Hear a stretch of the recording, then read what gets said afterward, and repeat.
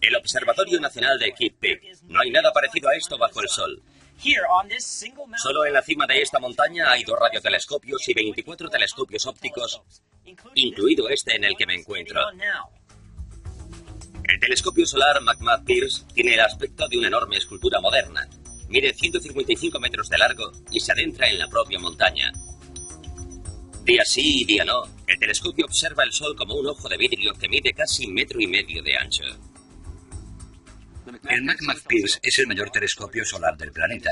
Se terminó en 1962 y fue diseñado para ofrecer una imagen del Sol lo más grande posible, con fines espectroscópicos, ofreciendo una imagen de casi 1 metro de ancho, y por eso mide 155 metros de largo, para que esa imagen no esté demasiado caliente. La luz entra por el extremo superior, que está a unos 30 metros del suelo. El espejo principal está a 93 metros bajo tierra, y el reflejo se redirige hasta la mitad del túnel, donde un tercer espejo lo dirige a distintas salas de observación. El telescopio es célebre por haber determinado la composición química básica del Sol y sus estudios sobre las propiedades magnéticas. También se ha empleado para observar los planetas. Pero no nos dejemos cegar por nuestros logros modernos, porque aún más impresionante, sobre todo teniendo en cuenta su antigüedad, es el templo de Kukulcán. Kukulcán era uno de los dioses principales de los mayas. Aquí aparece representado como una serpiente con plumas, pero este lugar no solo era un centro religioso. Hace miles de años, esto era el McMurdo-Pierce de su época, un antiguo observatorio diseñado para observar el sol. El templo de Kukulcán está situado en el corazón de Chichén Itzá, la famosa ciudad maya. En su momento de mayor esplendor, la civilización maya se extendía desde Chichén Itzá, en la península mexicana del Yucatán, hasta las tierras altas de Guatemala. La civilización maya floreció desde al menos el siglo I a.C. hasta el siglo IX después de Cristo. Aunque conforme los arqueólogos se adentran más profundamente en su pasado y sus pirámides, descubren que sus costumbres podrían remontarse hasta los olmecas o incluso antes. Así que hablamos de una cultura que pervivió al menos 3.000 años. Disponían de un sofisticado sistema de escritura, un calendario preciso, observatorios, prestaban mucha atención al cielo, e intentamos comparar nuestra astronomía con la suya. Nos interesa saber a qué se debía su fascinación por las estrellas. Evidentemente, la astronomía estaba íntimamente relacionada con su religión. El Sol, la Luna y los planetas eran sus dioses, y estaban presentes en cada aspecto de su vida, incluido el diseño, la forma y la orientación de las construcciones en Chichén Itzá. En ningún lugar es más evidente la obsesión religiosa de los mayas por la astronomía y el Sol que en el templo de Kukulcán. Este paisaje es tan llano que el único modo que tenían los mayas de obtener una visión clara del horizonte era construir un templo muy elevado. Y para ello, construyeron una montaña. En términos religiosos, el horizonte era importante. En él se unían cielo y tierra, como narra el Popol Vuh, el relato maya de la creación. Allí se reunían los dioses del inframundo, que habitaban bajo nosotros en esos 9 niveles, y los dioses del mundo superior, el mundo de los cielos, formado por 13 niveles. Y esa es la frontera. La superficie de la tierra la habitaban los mortales, donde pagaban sus deudas a los dioses del mundo superior y el inframundo. Desde aquí arriba, los mayas observaban el sol ascender y descender, y se dieron cuenta de algo de lo que muchos no son conscientes aún hoy. El sol solo se pone exactamente por el oeste en los primeros días de primavera y otoño. El resto del año se pone al norte o al sur del oeste. Esto no es más que una ilusión debido a nuestra perspectiva geocéntrica. Evidentemente el sol no gira en torno a la Tierra. Es la Tierra la que gira en torno al Sol. Sorprendentemente, fue el recorrido anual del Sol por el horizonte que tanto fascinaba a los mayas, el que dictó la forma y la orientación del templo del dios Kukulcán, la serpiente emplumada. Y es también lo que atrae a miles de turistas cada año. Durante los 2 equinoccios del año, el primer día de primavera y el primer día de otoño, cuando se pone el sol, ocurre algo fascinante.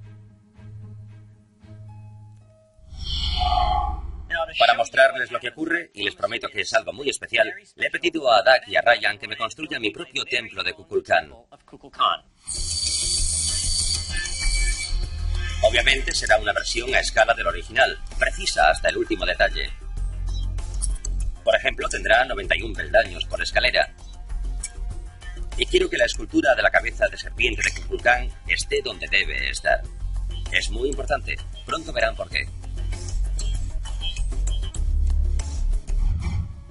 El increíble templo menguante. Es genial. Gracias. Incluso la pintura. Juraría que es de piedra si no supiese que no lo es. ¿91 peldaños? 91. No los voy a contar, me fío de ti. Es cosa de Ryan. ¿De veras? ¿Te has divertido? Espuma, pegamento y pintura, Michael. Mi proyecto para clase de arte. Incluso las cabezas de Kukulcán están donde deben estar. Con todo detalle. Un gran trabajo. Pues despeje la zona que viene el sol. Vamos a poner a prueba esta preciosidad. ¿Qué te parece si cogemos la crema solar y nos ponemos morenos? Vale. Que te diviertas, Michael. Lo haré. Buen trabajo, chicos. Fantástico, de verdad. Contemplen al dios del sol. Esta luz será nuestro sol. Y vamos a hacer como si fuese uno de los días de equinoccio. El de primavera o el de otoño. Presten atención a lo que ocurre a ambos lados de la escalera principal que está orientada hacia el norte. Recuerden que esto es el norte. Aquí están las cabezas de Kukulcán. Todo está orientado hacia el norte, el sur, el este y el oeste. Voy a representar lo que ocurre uno de los días de equinoccio a mediodía. Todo el templo está iluminado, nada interesante por ahora, pero observen lo que ocurre cuando el sol inicia su descenso. Y presten atención a los lados de la escalera principal. Ya está empezando. Voy a parar un momento cuando el sol comienza a descender. Observen. Parece el cuerpo de una serpiente deslizándose. Lo mejor es que se une con la cabeza de Kukulcán, por lo que parece la propia serpiente con plumas. Y vean lo que ocurre cuando el sol desciende aún más. El cuerpo de la serpiente parece aumentar de tamaño más y más, elevándose hacia los cielos. Y cuando el sol se pone por completo, Kukulcán vuelve al cielo, el lugar donde habita. Lo que más me asombra de todo esto es el trabajo previo que requiere. Tuvieron que orientar correctamente el templo, tuvieron que decidir las dimensiones de los peldaños para que el sol crease ese efecto óptico sobre ellos. Y todo ello con relación a la posición del sol durante el equinoccio. Observen, si desvío el sol un poco hacia el norte o hacia el sur, que es donde el sol se encuentra todo el año, salvo durante el equinoccio, el efecto desaparece. Solo ocurre cuando el sol se pone justo por el oeste, algo que ocurre 2 veces al año durante los 2 equinoccios. En mi opinión, nada de esto es accidental, y me parece tan impresionante que los mayas fuesen capaces de hacerlo como que quisiesen hacerlo. Una combinación increíble de arte y ciencia.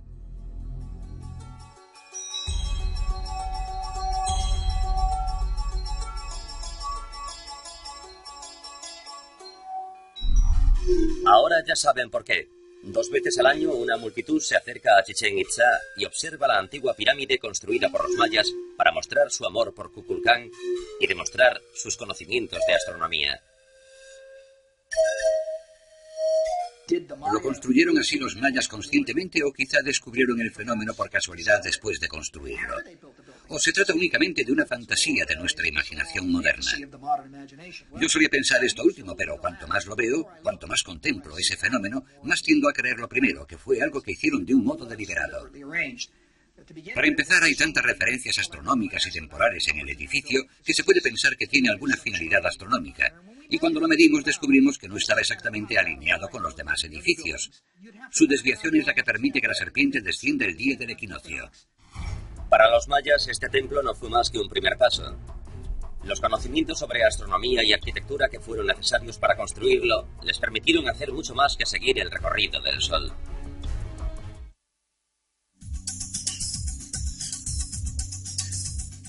Aquí en el Observatorio Nacional de Kitt Peak, todo apunta hacia el cielo, literalmente. Los 26 telescopios de todo tipo observan el cielo. Galaxias, estrellas, planetas, satélites, asteroides, cometas, todo. En Kitt Peak se realizan desde observaciones nocturnas hasta estudios del Sol durante el día. Observamos galaxias, estrellas cercanas, planetas, cometas, y durante el día estudiamos las manchas solares y sus campos magnéticos. Pero mucho antes de la existencia de esos telescopios, había aquí un antiguo observatorio, el Caracol. Es mi lugar favorito dentro de Chichén Itzá. Me encanta su forma y me asombra lo mucho que se parece a un observatorio moderno.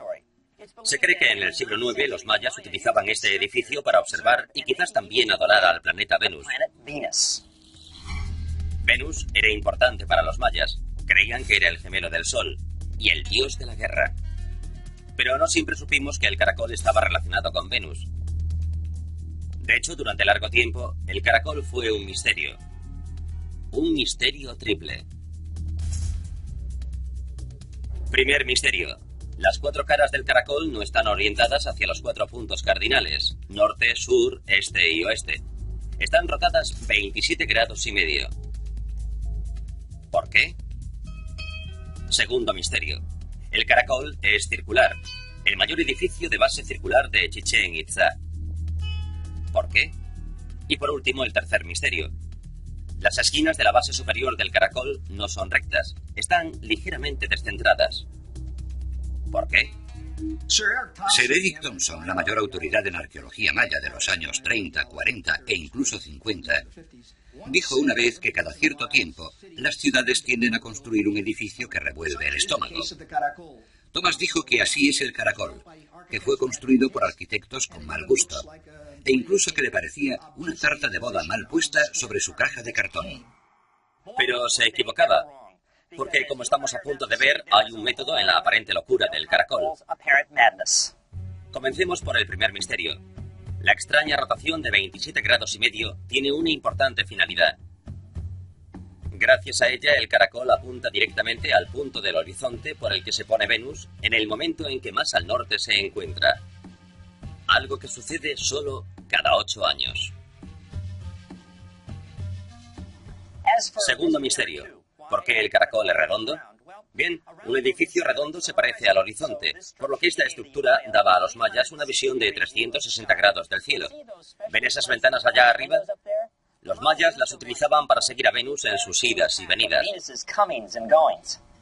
Y no resultaba sencillo, ya que los movimientos celestes de Venus son complejos. Durante meses es lo que se conoce como una estrella matutina que sale por el este con el Sol. Luego desaparece, para reaparecer semanas más tarde como una estrella vespertina que se pone por el oeste con el Sol. Suficiente para volver loco a cualquiera, pero no a los mayas. Tras años y años de minuciosa observación, utilizando solo sus ojos, consiguieron deducir lo que ocurría. Y por último, el tercer misterio. Las esquinas desviadas de la plataforma. ¿Lo recuerdan? Muchas construcciones de los mayas parecen imperfectas, y sus plazas destinadas al culto con forma de cuadrilátero no son perfectamente cuadradas o rectangulares. Por ello se ha sugerido que los mayas no entendían el ángulo recto. Yo creo que esas desviaciones son deliberadas. Una de las esquinas de la plataforma apunta exactamente al lugar por el que sale el sol el primer día de verano. La opuesta apunta exactamente al lugar en que se pone el sol el primer día de invierno. Algo que apoya la teoría de que el caracol es el resultado de muchos años de observación del cielo por parte de los mayas. En el Yucatán hay un horizonte llano, perfectamente plano, muy parecido al sur de Florida. Toda esa piedra caliza sin ríos, solo con dolinas. Y si miras a tu alrededor, no ves elementos naturales en el horizonte. Por eso creo que una buena explicación para la simetría del caracol sería que la desviación del edificio señala ciertos alineamientos, ya que no disponían de referentes naturales en el horizonte. En mi opinión, la gran pregunta es cómo demonios pudieron los mayas orientar sus enormes observatorios, como el caracol y el templo de Kukulcán, para producir resultados astronómicos tan precisos. ¿Y cómo lo hicieron sin la ayuda de telescopios u otros instrumentos de observación? Para ser sincero, no se sabe, pero tengo una teoría. Voy a fingir ser un ingeniero maya al que han encargado construir un monumento de base rectangular cuyas esquinas estén orientadas a los equinoccios. Según mi teoría, solo necesito un día soleado como este, algunas estacas, una cuerda de cáñamo y un claro. Muy bien, ya he clavado una estaca más o menos en el centro del claro. Ahora cojo la cuerda de cáñamo, la ato a la estaca y la utilizo como si fuese un compás gigante. La sujetaré con la mano izquierda y la mantendré bien tensa. Ahora describiré un círculo, así, manteniendo siempre tensa la cuerda con la mano izquierda. Bien, ya está. Ahora hay que tener paciencia porque durante el año siguiente, los próximos 12 meses, señalaré con estacas 4 días muy especiales. 1. La salida del sol el primer día de verano. 2. La puesta del sol el primer día de verano. 3. La salida del sol el primer día de invierno. 4. La puesta de sol el primer día de invierno. Ahora trazo unas líneas que unen las marcas opuestas. Después trazo dos ángulos rectos, así, que serán las esquinas suroeste y nordeste del templo. Y recuerden esto, como maya puedo trazar ángulos rectos. Vean cómo.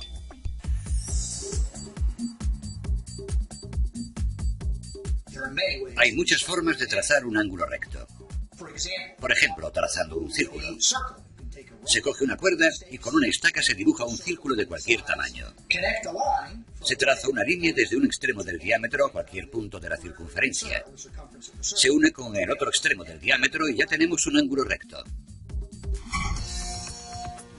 Un ángulo recto que une los dos extremos del diámetro y un punto de la circunferencia. Ahí está el ángulo recto. Podemos demostrarlo con un cuadrado. Lo ponemos aquí y lo ajustamos bien. Así, bien ajustado. Y coincide con nuestro ángulo recto. ¿Podían trazar los mayas un ángulo recto? Sí, ya lo creo que sí. Claro que sí.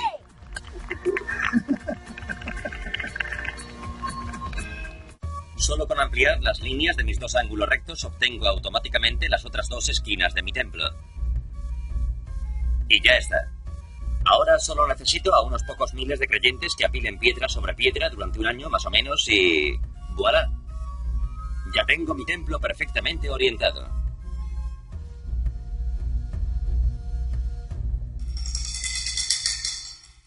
En realidad no estoy diciendo que los mayas lo hiciesen así. Solo he demostrado que podrían haberlo hecho así. Al menos espero que mi modesto experimento ayude a acabar con la extraña teoría de que los mayas necesitaron la ayuda de extraterrestres para construir estos magníficos edificios. La obsesión de los mayas por los ciclos astronómicos controlaba casi todos los aspectos de su vida. Cuándo cultivar, cuándo recoger la cosecha, incluso cuándo combatir. Hace más de 1000 años, los mayas lucharon en su propia guerra de las galaxias. Entre otras materias, he estudiado astronomía teórica. Es una materia bastante dura, por lo que me sorprende la cantidad de entretenimiento que han inspirado los estudios sobre el universo. TVOs, series de televisión, películas, videojuegos... Nuestra cultura popular está repleta de todo tipo de aventuras espaciales. Pues hace 2000 años, aquí en las selvas de Mesoamérica, los mayas tenían una rica cultura popular basada en la astronomía. Fíjense en el lugar en que me encuentro. Los mayas lo utilizaban para jugar a un terrible pero popular deporte llamado Poca-Toc. Sabemos que debió de haber muchos juegos de pelota y que esos juegos evolucionaron con el paso del tiempo. Digamos que este evolucionó desde un deporte parecido al fútbol a otro parecido al baloncesto. Ese campo de deporte en Chichén Itzá es el mayor de este tipo de toda Mesoamérica. Mide casi unos 90 metros de largo y sus aros están situados a más de 8 metros de altura en los muros que lo rodean.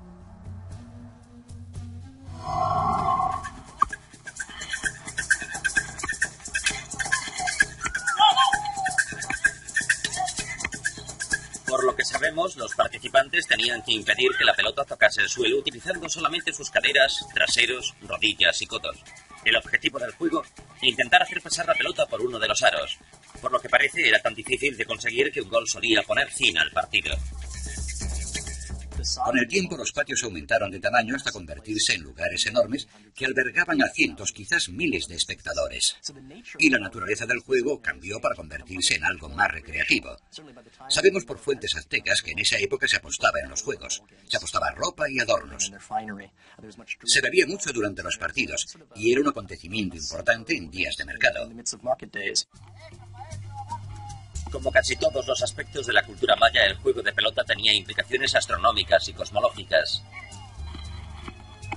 El campo representaba el universo, y el propio juego la lucha cósmica entre el bien y el mal. La pelota representaba un cuerpo celeste, como si se disputasen el sol o la luna. Era un elemento cosmológico. Según el Popol Vuh, el texto maya del siglo XVII, los dioses gemelos, figuras fundacionales de la mitología maya, jugaban a la pelota contra los dioses del inframundo. Básicamente se disputaban la posesión de la tierra para decidir si triunfaba la vida o la muerte. Y estos gemelos, tras vencer en estos partidos y otras pruebas, se convirtieron en el sol y la luna. Según todas las fuentes, los jugadores daban su vida por jugar literalmente. Hay pruebas de que el capitán del equipo que perdía solía ser decapitado, lo que da un nuevo significado al término deportivo muerte súbita. También se ha sugerido que el cuerpo sin cabeza del capitán del equipo derrotado se depositaba en uno de estos cenotes sagrados, depósitos de agua donde creían que habitaban los dioses. En los años 20, el arqueólogo Edward Thompson dragó este cenote de Chichén Itzá y encontró huesos humanos en él. También encontró otras cosas, incluida esta sorpresa: pelotas de caucho. Tenían más de 1000 años de antigüedad y estaban increíblemente bien conservadas. Fíjense en esto, una réplica de una pelota de Pocatoc. La primera impresión es que es pesada. Yo diría que de 3 a 5 kilos, lo que significa que si te golpeaba durante el juego te hacía daño. Podría incluso matarte si te golpeaba en el lugar preciso, pero lo más sorprendente de la pelota de Pocatoc es esta: que bota. ¿Por qué? El caucho natural no bota. Lo hace tras un proceso llamado vulcanización. Fue descubierto en el siglo XIX, pero los mayas ya jugaban al Pocatoc hace 3000 años.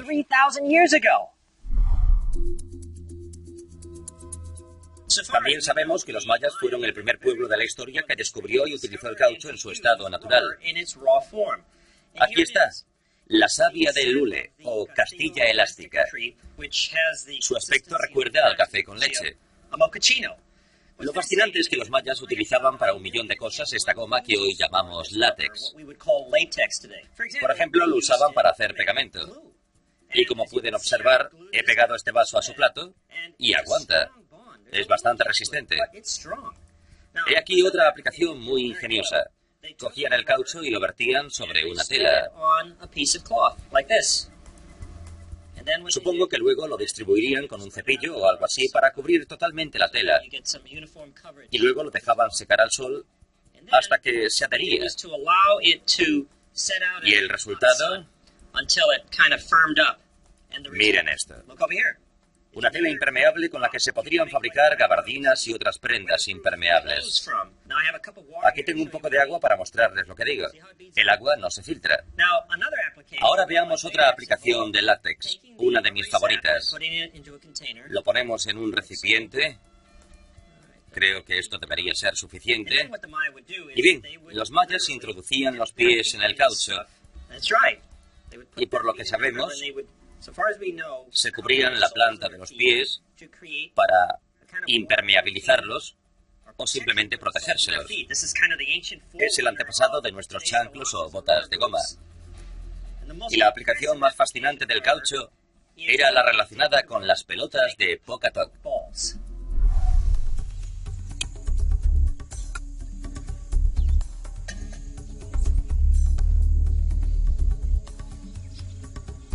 Tras extraer el látex, la savia del hule o castilla elástica, los mayas le añadían un ingrediente secreto que lo transformaba por completo. El látex pasaba de ser pegajoso a ser maleable y seco. Los mayas descubrieron que si lo mezclaban con la resina del Don Diego de Día o campanilla morada, el caucho se volvía elástico y botaba.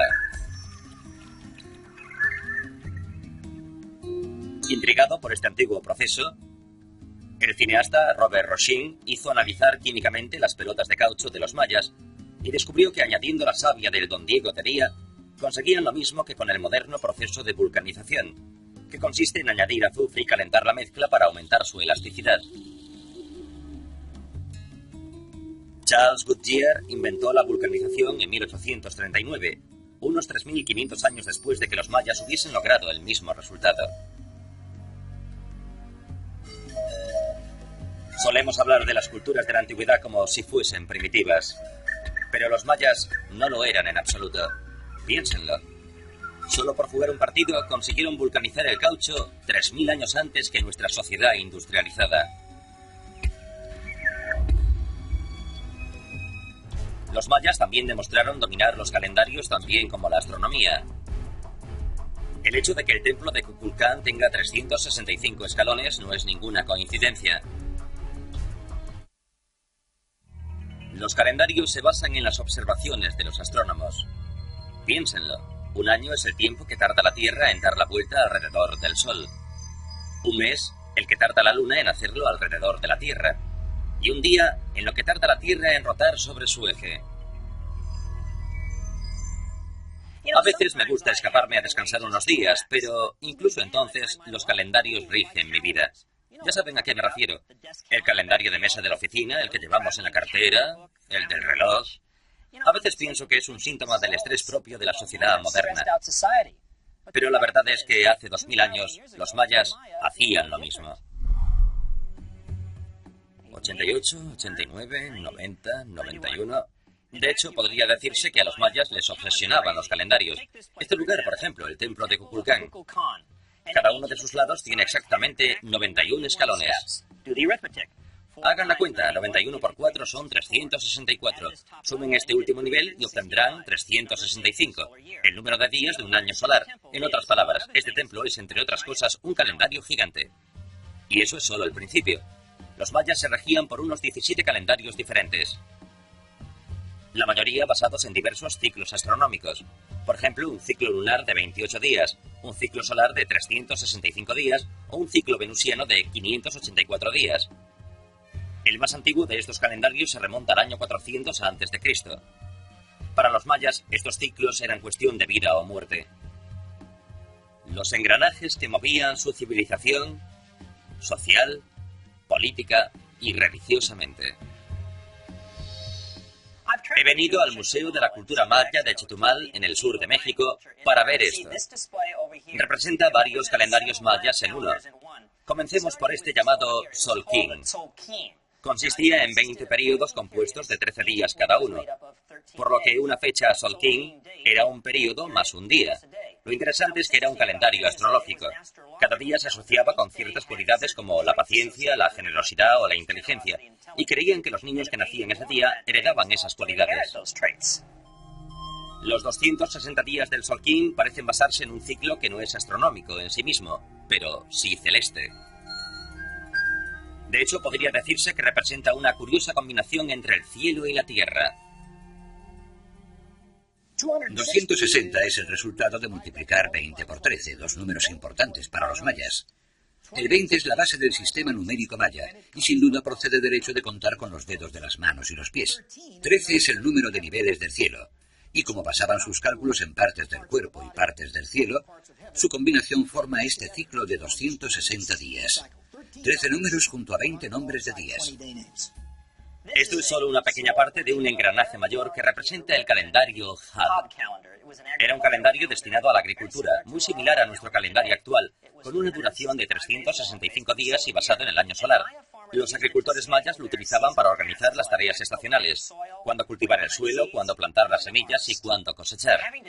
Organizarse con dos calendarios era un poco complicado, por lo que los antiguos mayas decidieron unirlos, combinar todos estos engranajes para construir un supercalendario que llamaban la rueda o el calendario circular. Eso nos plantea una pregunta interesante. Supongamos que empiezo en el día 1 del calendario circular, que es el día 1 del Tzolk'in y el día 1 del Hub.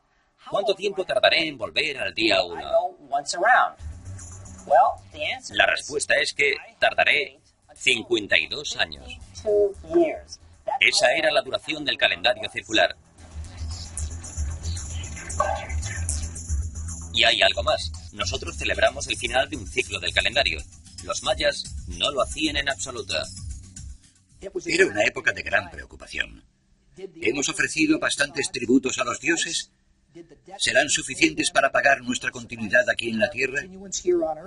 Los dioses murieron por nosotros y por eso nosotros realizamos sacrificios.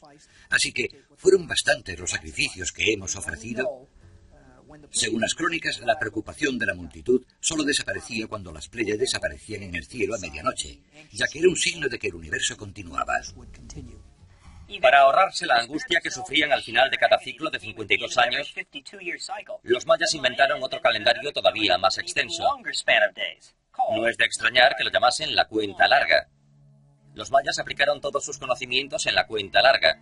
Se basa en los números 13, 20 y 360, que es el número de grados de un círculo perfecto como el horizonte.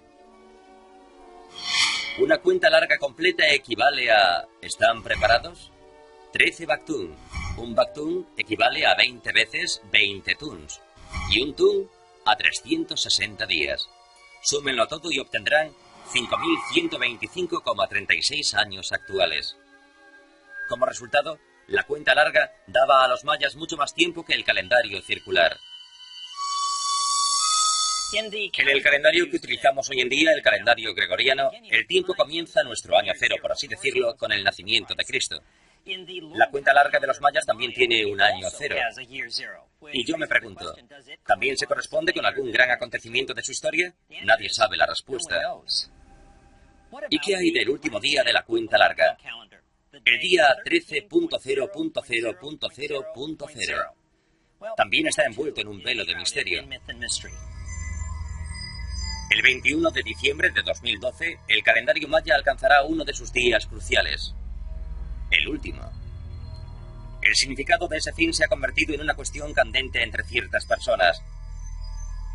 ¿Significa solo el final del calendario? ¿Significa el fin de los días? ¿O incluso el fin de la humanidad?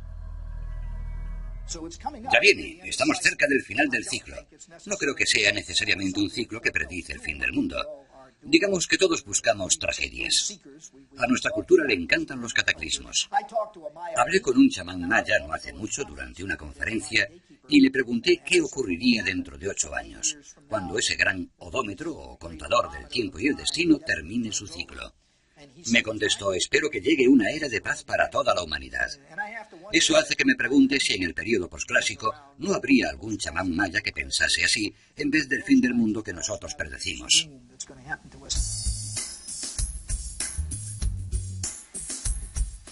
Tenga o no algo de sobrenatural, lo que me impresiona de los calendarios de los antiguos mayas es su extrema y maravillosa complejidad. Después de 5.000 años, siguen desafiando nuestros modernos cerebros y haciendo que alcemos nuestros modernos ojos, preguntándonos si los mayas vieron algo ahí arriba que nosotros aún no hemos visto, pero que quizá veamos algún día. Los antiguos mayas estaban siglos por delante de su tiempo con respecto al tiempo. Ninguno de los pueblos de la antigüedad estaba tan obsesionado como los mayas con el paso del tiempo y los ciclos astronómicos que solían medir. Su antiguo calendario solar era más preciso que el que nosotros utilizamos hoy.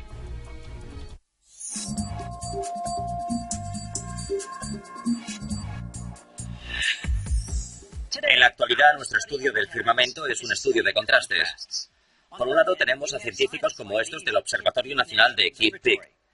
El suyo es el lenguaje de la astronomía. Gravedad, singularidades e interacciones de largo alcance.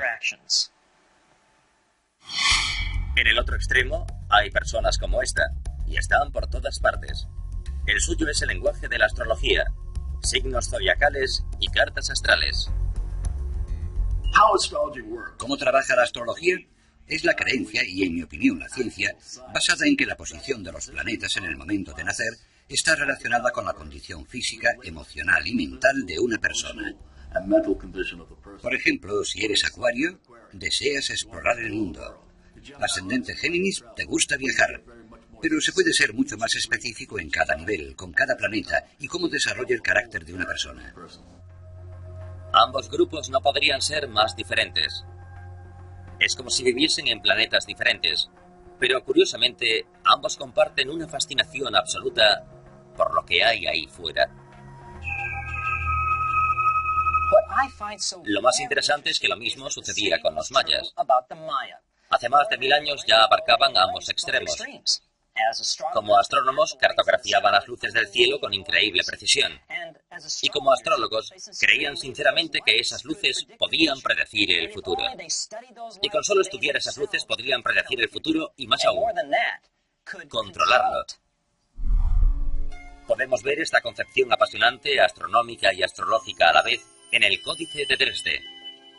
Fue escrito a principios del siglo XIII y es el más impresionante de los 4 textos mayas que aún se conservan. Contiene tablas extremadamente precisas de los eclipses lunares y el movimiento de Venus. También contiene almanaques para plantar cultivos y una lista de profecías para 20 años. En otras palabras, era como una combinación de un almanaque para el agricultor y un horóscopo diario. Lo interesante de los códices desde un punto de vista científico es que contienen mucha información sobre el cielo y es una información muy precisa. Por ejemplo, en el códice de Dresde se describe el movimiento de Venus, un calendario muy preciso que puede identificar la orientación de los edificios. También contiene tablas sobre el movimiento de Marte, cuando viene el movimiento retrógrado, cuando está en su punto estacionario. Los agricultores mayas utilizaban el códice de Dresde para seguir los movimientos del Sol durante las estaciones, que les indicaban qué hacer y cuándo hacerlo. Con respecto a eso, los mayas actuaban con rigor científico. Después de todo, incluso hoy, el destino de un agricultor depende en gran medida de las estaciones. Y vemos la misma dicotomía en la relación de los mayas con la luna y los planetas. Como astrónomos, los mayas podían predecir los eclipses lunares con una precisión sorprendente. Esto es una tabla de eclipses que consta de 8 páginas maravillosas en las que datan los eclipses en un ciclo que se repite y que aún puede usarse hoy en día. Podemos predecir eclipses utilizando la misma tabla. Esto es un eclipse. Y estos sus intervalos. 6 lunas, 6 lunas, 6 lunas, 6 lunas, 6 lunas, 6 lunas, 5 lunas y un nuevo eclipse. Aquí se puede ver el dragón con la boca abierta, comiéndose el símbolo del sol. Pero además, los mayas creían que los eclipses eran presagios de mala suerte. Una superstición que los científicos modernos rechazan por completo. Lo mismo ocurría con el planeta Venus. Según los datos del códice de Dresde y la precisa construcción del caracol, esto es lo que sabemos. Los mayas podían predecir el emplazamiento exacto de Venus en el cielo a más de 100 años vista con un 99,9% de precisión. Una vez más, algo asombroso, teniendo en cuenta que solo utilizaban sus propios ojos. Conocían muy bien el ciclo de 584 días de Venus. Encaja perfectamente en nuestro año de 365 días en un porcentaje de 5 a 8. 5 ciclos venusianos equivalen a 8 años. Cada 8 años, Venus vuelve al mismo lugar del cielo. Oscila adelante y atrás en el horizonte y regresa al mismo punto después de 8 años. Y los mayas lo sabían muy bien. Según la tabla, si Venus hiciese su primera aparición esta noche, haría exactamente lo mismo dentro de 8 años y en el mismo sitio. Y sin embargo, los mayas creían que Venus podía influir en el clima de la Tierra, algo que la ciencia actual rechaza por completo. Los que crean que la guerra de las galaxias es algo de nuestro tiempo, deberían considerar que hace más de 1000 años los mayas iban a la guerra cuando Venus se lo indicaba. Ciertos estudios muy interesantes de sus estelas, principalmente de las ruinas de Bonampak, sugieren que la aparición y desaparición de Venus coincidía con conflictos bélicos que aparecen en jeroglíficos e imaginería. Después de todo lo que hemos visto, esto es lo que pienso de los mayas. Hace siglos, cuando observaban el firmamento, no podían evitar emocionarse, al igual que nos sucede hoy, con su grandeza, su majestad y su misterio. Tanto que no se conformaban con explicaciones naturales. Necesitaban respuestas más globales, más intuitivas, más sobrenaturales. Irónicamente, a pesar de su capacidad para predecir con gran precisión la posición del Sol, la Luna y los planetas, a pesar de sus intentos astrológicos por predecir el futuro, los mayas no pudieron predecir su propio fin.